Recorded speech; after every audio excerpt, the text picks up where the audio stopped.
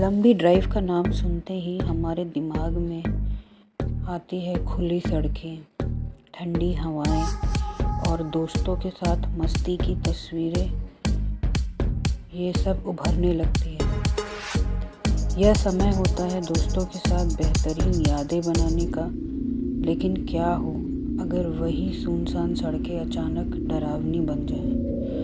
क्या हो अगर मजाक में सुनाई गई डरावनी कहानियां हकीकत का रूप ले लें?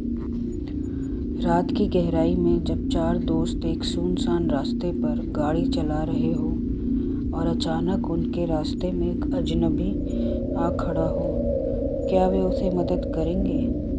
क्या वह अजनबी उनके लिए किसी डरावने राज का दरवाज़ा खोल देगा?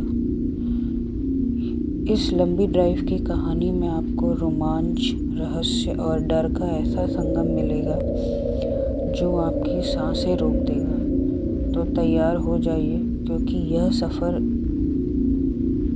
सिर्फ सफ़र नहीं बल्कि एक ऐसी यात्रा है जो आपके दिलो दिमाग पर छाप छोड़ जाएगी। आइए जानते हैं चार दोस्तों की उस डरावनी लंबी ड्राइव की कहानी जो उनकी ज़िंदगी का सबसे भयानक अनुभव बन गया। ये कहानी है चार दोस्तों की, रोहन, कबीर, आयुषी और रिया। ये चारों बहुत ही गहरे घनिष्ठ मित्र थे। वे चारों मिलकर छुट्टियों में कहीं घूमने जाने का प्लान बना रहे थे। तभी आयुषी ने सुझाव दिया, क्यों ना हम एक लंबी ड्राइव पर चलते हैं।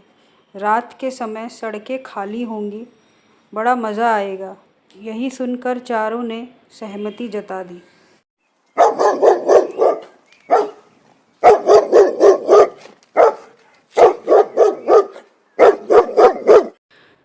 अगले दिन रात के 10 बजे चारों अपनी कार में निकल पड़े। कार में गाने बज रहे थे, ठंडी हवा चल रही थी और सब हंसी मजाक कर रहे थे। जैसे ही शहर से दूर गाड़ी जाने लगी, रास्ते बहुत सुनसान हो गए। लेकिन चारों को यह सन्नाटा बहुत रोमांचक लग रहा था। तभी रिया ने कहा, यह जगह तो काफ़ी सुनसान है, किसी डरावनी कहानी जैसी लग रही है। उसकी बात सुन के कबीर ने मजाक में कहा, अरे भूत प्रेत कुछ नहीं होते, ये सब दिमाग की बातें हैं। लेकिन तभी उनकी कार की हेडलाइट के सामने अचानक एक औरत आ दिखी और इतनी तेज़ स्पीड होने की वजह से गाड़ी उस लड़की से टकरा गई और तभी कबीर ने गाड़ी को तेज से ब्रेक लगाकर वहीं रोक दिया।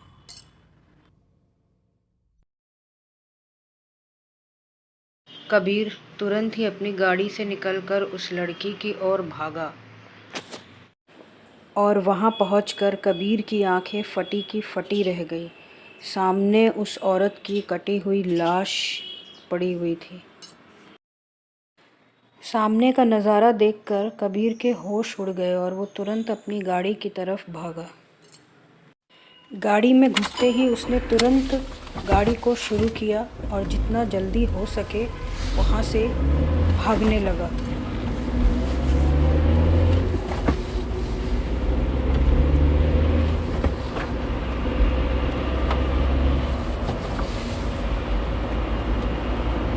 और तभी उनके गाड़ी के साइड व्यू मिरर में उस लड़की का आधा कटा हुआ शरीर उभर आया।